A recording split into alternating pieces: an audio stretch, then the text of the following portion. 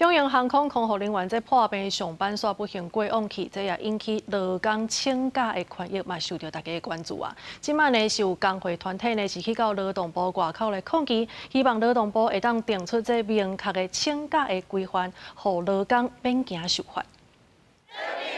真侪劳工代表来到劳动部外口抗议表达诉求，有中央空服员因为破病煞唔敢请假了后不幸过身的代志。桃园市空服员职业工会表示，代志甲打来，航空公司针对未来敢会因为请假影响到员工的考绩，也是无讲好清楚。工会批评劳动部到打嘛也无做出处分，含提出应对策，要求劳动部应该爱伫劳基法也是请假规定当中来定出明确的规定，让劳工会当安心请假，免惊受处罚。 长荣航空的考核机制一直到明天，就是我们今年度考核就要截止了。我们到现在都不知道我们未来会有什么样的新的制度在等待着我们。我们持续的还是在一个很不敢请病假、生病了我们害怕请假会被惩处的状态下。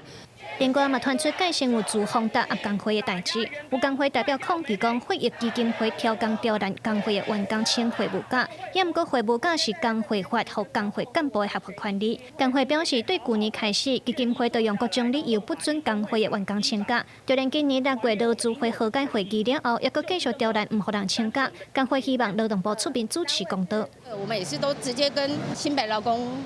云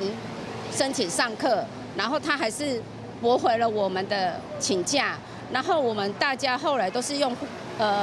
特休。针对这些劳工朋友所关心的请假权益，也阁有工会的诉求，劳动部讲未来有打算要来修改请假的制度，也会定出法律规范。记者陈心同社桂林台北报道。